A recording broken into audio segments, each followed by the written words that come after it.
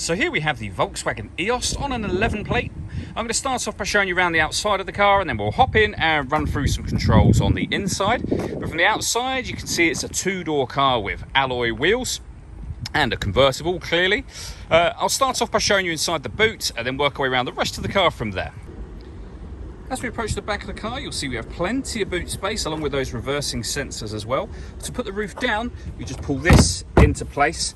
With that as it is, the roof will sit in this top section and your boot area will then be here. Okay, so we're just going to work our way back round to the front of the car and then we'll hop in and run through some controls on the inside. But now that we've done a full circle of it, you can see it's in excellent condition the whole way round. Just briefly before we climb in, I think as well as seeing the interior from this exterior point of view, there's plenty to run through on the dashboard, so let's hop in and we'll do that right now. Okay, now that we're inside the car, we're going to start with the dials. On the left hand side we have the rev counter, and on the right hand side the fuel gauge and the speedometer as well. In the centre you can see the total miles for this car, which are 47,262.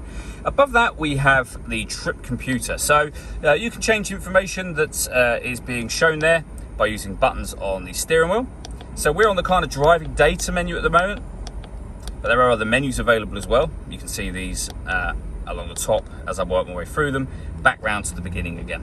If we back out to the steering wheel, the buttons I was using a second ago over here, we have stereo controls on the left hand side there, and then in the centre is the main stereo itself. So you'll see that we have got the radio, of course. This car has got FM and AM radio. If you want to listen to your own music, you can do. We have a CD player, auxiliary input as well. So plenty of ways to listen to your music in this car. Main volume for the stereo can be found just there. Working our way down, we have the air conditioning.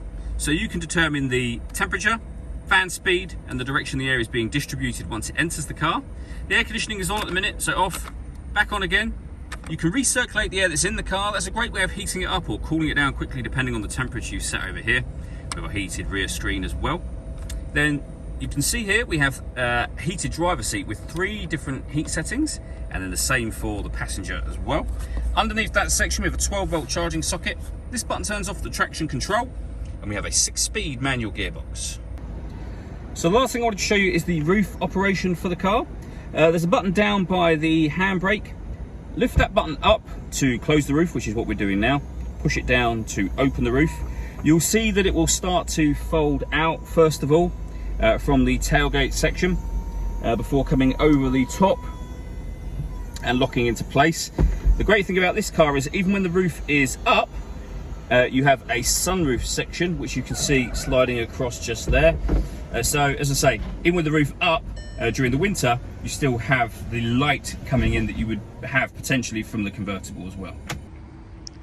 All that leaves me to say is thank you for taking the time to watch this video. If you'd like to come and see the car in person and have a test drive, please feel free to give us a call here at Glenbourne's. We'd love to hear from you soon.